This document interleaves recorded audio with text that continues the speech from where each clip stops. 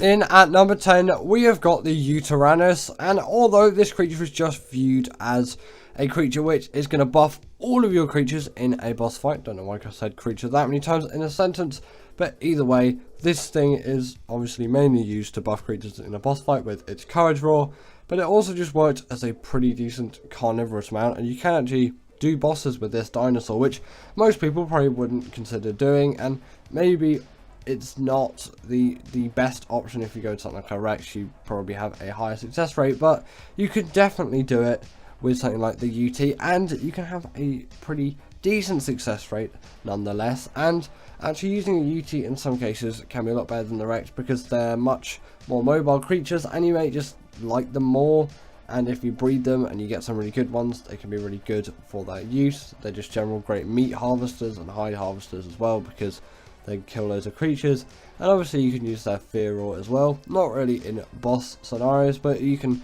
kind of use them as a sort of turret thing that, like, if someone's coming to raid your base on a Pteranodon, you can always just fear roar those things away is what I meant to say, and then from that you can essentially disable them from raiding you, which is actually a pretty decent strat if you've never tried it. Next up, we have got the Baselo, and this creature can actually make oil in its inventory, which is actually a pretty useful thing. And you know, you might just use this thing as a caving creature, but it is also a pretty good creature for exploring just the general ocean biome, which is actually quite an integral part of the game in some ways, as obviously it's ocean caving, but also for a lot of resources you need to explore, you know, get loads of oil and silica pearls and black pearls and all of that.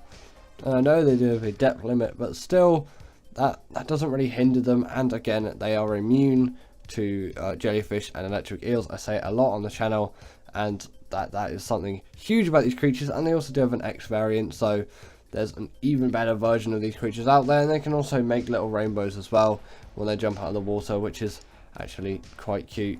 I know it doesn't really affect their abilities and their uses, but you know, just a nice cool feature which might brighten up your day. Next up, we have got the Thea, and this creature has to be here as it is just so good at gathering all kinds of resources, which obviously makes it a very versatile creature in all kinds of anything really, and especially that fiber gathering, as fiber is one of the most essential resources in the game, and you'll pretty much struggle to find a better creature than a Thea which can actually gather fiber. And obviously you can use a sickle, or you can use a moss chop, so that's another great creature for you to use for this. The Thea just does it better, and it's pretty easy and accessible to tame. You just have to be level 69. Nice. That joke gets me every single time, but you know, it's actually pretty hard to find a really decent fiber gatherer, and this is a really decent fiber gatherer, but obviously it can gather all kinds of berries, wood, thatch, and all of that. And it's also pretty decent for the dragon boss fight because it's a herbivore, so it doesn't get affected by the dragon's fire attack, which is particularly lethal to carnivores and not very friendly to them whatsoever. So you know, that's where the benefit of this comes in, but sadly you can't just use meat to heal them. You have to use something like sweet vegetable cake, and that is frankly quite expensive, so that is a downside. But apart from that, they really are great creatures. In at number 7, we have got the Bionic, and this creature is just so good at caving, but it is also great at several other things as well. But the caving does just make it inherently versatile in itself, because being able to do caves and all kinds of caves and travel around many situations in caves is inherently versatile, and obviously it's a really great underwater mount as well, so that is again another really great use for this creature. And they do obviously have that spin attack, so they can stun creatures up to the size of a Megalodon, which does play huge benefit in their ability. And if you do have one of those things, I definitely recommend you getting one of these things into the water, not just using it predominantly as a land creature, although you probably will predominantly use it as a land creature. Get it in the water and you get its feet wet and actually use it in the water, and you'll probably find that you really like this creature in that environment as well.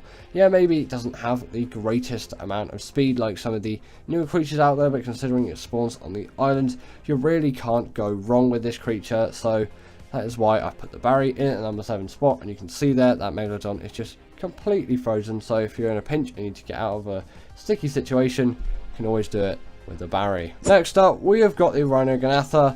Personally, I don't really like this creature because I find it's a little bit too overpowering in what it can do, but I know loads of you out there really like this creature, and I'm not going to diss it for its versatility, even though it's not a favourite of mine.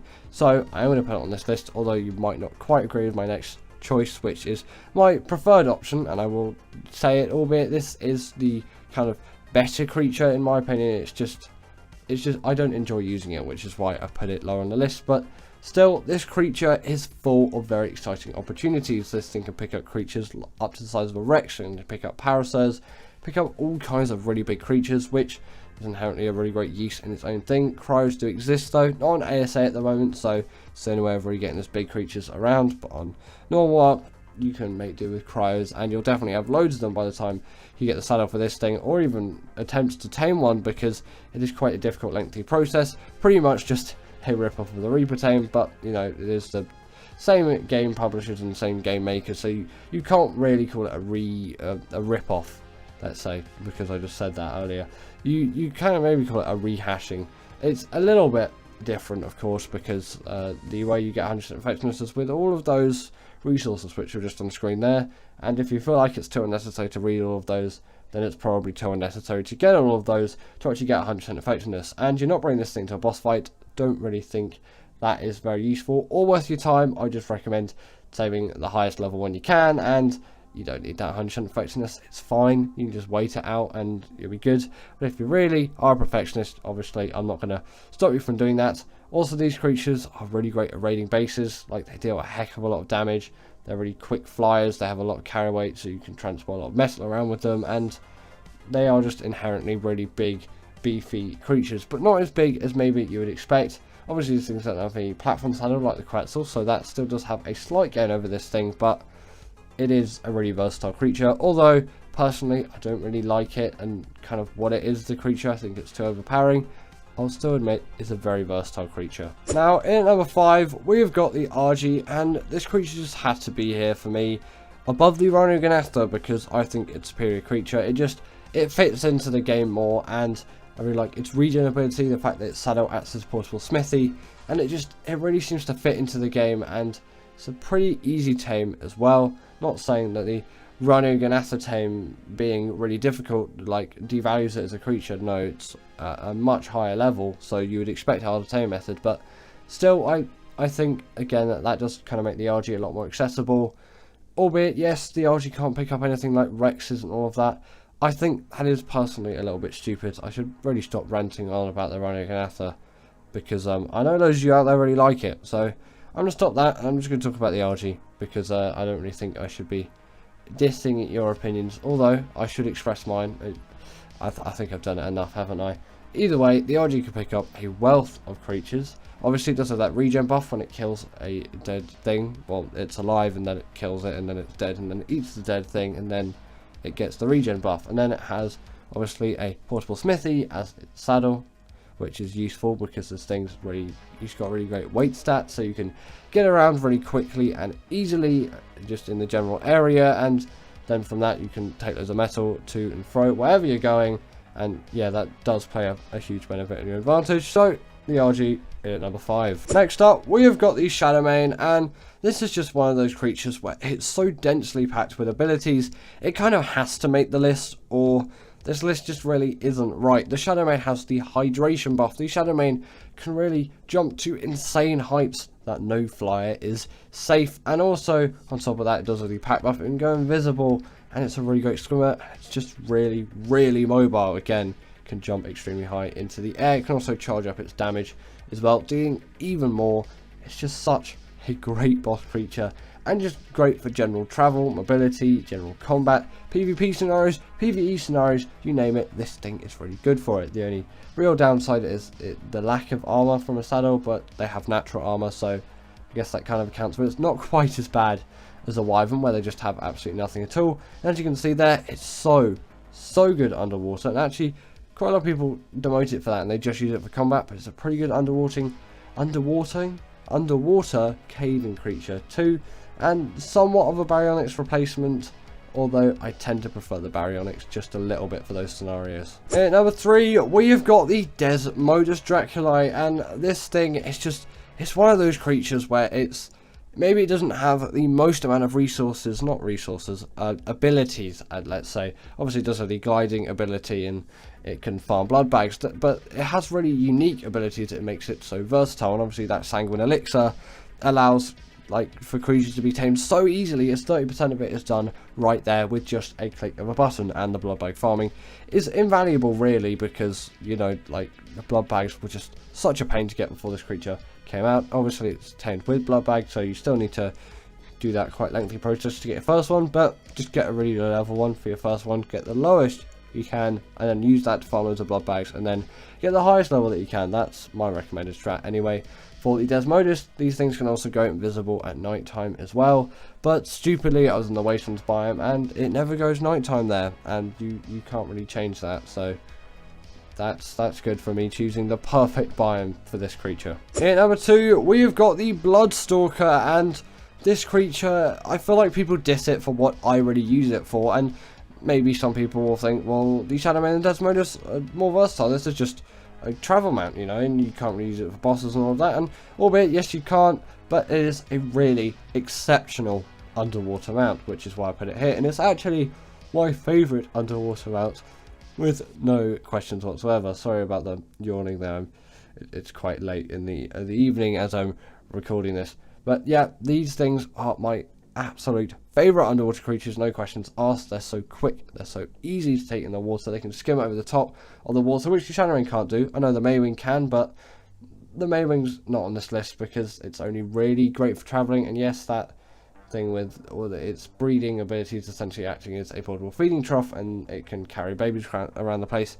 Yeah, it's useful for that and versatile for that, but personally I think all the creatures on this list do excel a little bit further than that. That's just kind of maybe genuinely what you would expect, just 2 abilities at a minimum. But yeah, this creature, you can gather loads of hexagons with it on Gen 1. I know that point's probably going to come back to bite me actually with the Maywing when you look at some of these other creatures on the list, but I just don't really think the Maywings should be on the list. But I guess it got an honourable mention spot here, you could say. But either way, these things are capable of getting loads of hexagons on Gen 1.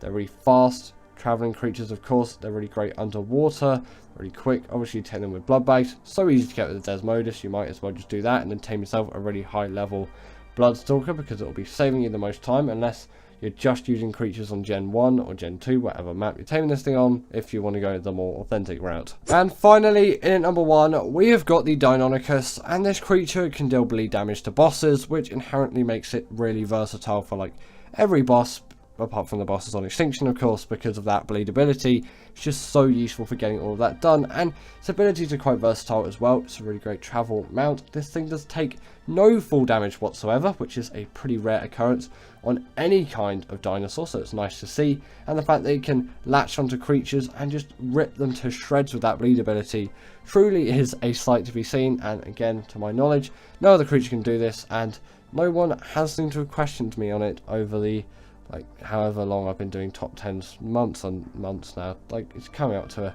maybe a year at this point. I don't know. No one has questioned me on this, so I'm pretty sure, I'm perfectly confident that it's true. Let's say 99%. These things also do have a pack buff as well, which again is going to boost them in those boss scenarios, and they have a heck of a lot of mobility on top of just them not being able to take full damage, because, would you rather have the small Titanosaur that can get around everywhere, or the big Titanosaur that just can't take full damage? You're probably going to go for the smaller agile one, because I don't know why I use a Titanosaur there, but either way, yeah, this thing could parkour up walls. That's actually quite useful. Maybe not as elegant as a solution as the Thyla, because those things can just kind of walk up them, run up them as you wish, but it does the same thing. It just in some ways is a little bit more janky, but you get used to it, and actually after a while, it kind of ends up being a little bit better. The top 10 most forgotten Ark Tames. In at number 10, we have got the Achatina, and this creature is often forgotten about by most Ark players, and although it isn't potentially the most useful, I do think a lot of Ark players forget it exists, even though it's pretty much the top of every creature list when it comes to the alphabetical. These things are obviously the best for gathering all things cementing paste, although most people will use a Beals these days with some insects or beaver dams, but this will do it passively, of course. But apart from that, it doesn't gain much notoriety, which is why it's on this list. Next up, we have got the Packy, and I really feel like this creature doesn't get enough attention, and I think that's partly because of just its poor design is in general as a creature. This thing isn't really loved the most by Ark players, as it is a little bit of a pain to tame and they don't really have many uses. Although yes, they can deal some torpor damage, they really don't, amount to anything in the long run.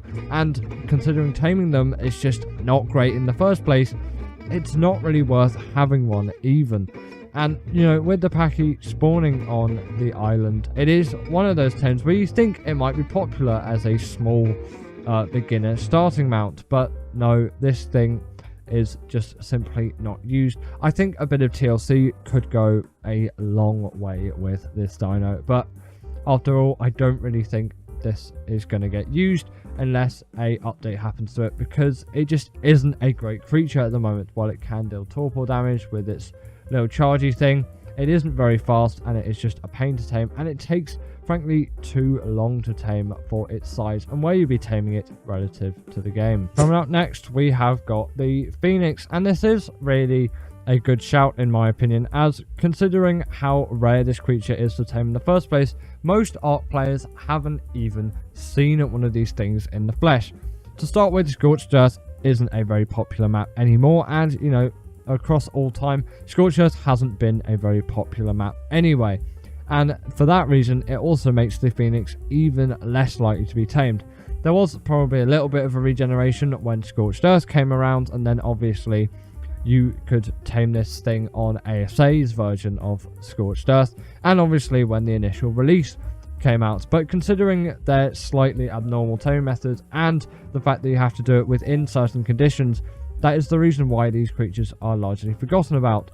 While the fact that they can smelt things in their inventory is a pretty nice ability to have, I don't think it's worth it for most people to go through all the hassle. The only people really taming these things are people who really just want the Phoenix for whatever reason, or people who just want to tame every dino. In number 7, we have got the Dimorphodon, and this is a little bit of a shame in my opinion, as the Dimorphodon has a lot of potential and actually can be pretty useful in some given scenarios, dealing damage to riders and not the creatures that the players are actually riding, getting them off the tames quicker. This is especially useful in a lot of PvP combat scenarios, but I just think maybe the game has out-evolved them a little bit, and that's why they're sort of left in the dust and no one really pays any attention to them. And I think it is a little bit sad with this creature, as more is deserved. Coming up next, we have got the Pelorus, and I think the reason why I've put this here is it's pretty overshadowed by a lot of the other Ark Tames which you'll find out there. The Pelorus is a little bit of a pain to tame compared to some others, and it usually isn't the one you'll first go for. Of course you go for the Pteranodon first, because the Pelorus saddle is unlocked after the Pteranodon, and once you've got Pteranodon, you're probably going to progress up to an RG. The Pelorus is never really a step for anyone, and although they are one of the few flyers, if not only flyer, that can glide along the top of the water and gather fish out from it, it is still maybe not a useful enough skill, because you're never really taking your flyer to water, you're taking your flyer to get around places. And although the Pelorus has a pretty cool model and it's got some great design and actually can be pretty speedy in a lot of cases, it is severely overshadowed by the far more popular Pteranodon and Argentavis, and it sort of does make sense for this creature. I don't really have a use for it, but it is very cool in concept, and I do really like the model for this creature, and it is a nice one which will occasionally tame, because I just feel like maybe I want one, but I get for most people, including myself, it's never really something I even think of, let alone consider, which is why I would consider this Ark creature as forgotten. Coming in at number 5, we have got the Diplodocus, and considering this creature, I think originally it was a lot more popular than it is today. because essentially this acts as a portable diving suit, which is pretty neat when you think about it on concept, and you think people would be using this thing a lot, but considering it spawns in the swamp and its tame method isn't so desirable, it really isn't tamed by many, and Sarcos and just general underwater tames that you'll find in the ocean are much more preferable compared to this thing, and you can just put a scuba tank on your back and you don't have to worry about the whole oxygen thing. But I do think they do have some use if you don't have that oxygen tank, if, you know, leveling just takes ages on whatever server you're on, but largely people don't tame them. The Riptide is up next, because why wouldn't it be? After all, the only reason why you'd be going for this creature is black pearls, and that's the reason why I haven't put it right at the bottom of the list, because it does have some sort of use, which is the black pearl gathering. These things just linger at the bottom of the ocean, like you can see here. This is a force tamed one, which is why it's not moving, but I'll get it to follow me around in a second. But yeah, I just never think about these things until I was putting together this list, and I was like, oh yeah, the Riptide exists. It's one of those creatures which I barely ever come across, and even if I do see one, I'll just be like, I won't even take notice of it even, and occasionally be like, oh yeah, Riptide's in the game. It's to the point where I always forget they exist, and when I was making this video, it was the last thing I put on the list, because I realized, oh yeah, these things exist. But considering their black pearl use, it's why I'm putting them in the number 4 spot and not anywhere else, because I don't think it's quite deserved to put it a little bit further down, as some people do use them. In number 3, we're gonna put the Lamppre. And the reason why I'm putting this here as well is it does have a slight use on Ab, sort of enacting as a temporary light pet, but it's not really something which I consider, and I've never used one in my whole Ark playing. I obviously had to spawn this thing in because they don't really spawn on general maps, at least as far as I'm concerned. They definitely do spawn on Ab, but no one's really using them apart from that one use occasionally. Again, it's good in concept and they're a cool, neat little creature, but they're really not something which I think people think about, and certainly I don't think about. And after all, it is my list, even though sadly this is the only creature in this video that managed to actually get me killed. At number 2, we have got the Ammonite, and all you know these creatures for is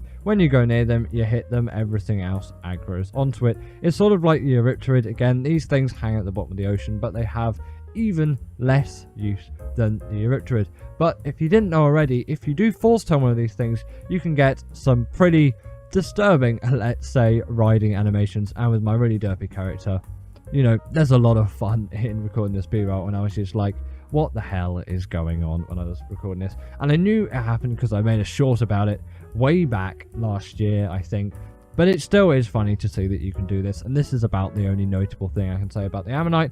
Don't think anyone thinks about them. Considering they're one of the most popular or just well-recognised fossils in the world, it is a little bit of a letdown that they're so forgotten in art, but at least you have this derpy riding animation. And in number 1, we have got the LiPlon. This was sort of a balance between, like, forgotten and useless in a way, because there is no use for this thing, and its taming method is horrible, and I do not wish anyone out there to tame it. Also, for some reason, a Megalodon spawned in just randomly and then started to fight this as well, which sort of interrupted the B-roll. But there we go, you can watch this little fight in action. But the LiPlon is tamed with giant bee honey, which is a pain to get in the first place. And, you know, even if you do get that, you probably don't want to use it on a LiPlon. It's a tame that lasts for 30 minutes, and it improves the loot you can get from deep sea drops. But I basically never go deep sea dropping, and the drops on Gen 2 are good enough anyway, and on ASA they're pretty decent, and I can just put the drop rates up if I really want that, and I use the upgrade station mod anyway to upgrade all my gear. I know no one out there is really using these things apart from the occasional people and the people who just have to tame every Ark creature for the sense of achievement. But apart from that, it's such a forgotten Ark tame, and I think it should stay that way. But if it did get TLC, it's a really nice model and a pretty cool creature. And give it up for our patrons, Ekaterina Puchkova and Karina Thorne, Dominic Macy-Juski, sorry about that name, and everyone else that's on this list. All the people I've mentioned are paid members, and if you feel like that's something you want a shout out at the end of the video, go join the Patreon or become a paid YouTube member.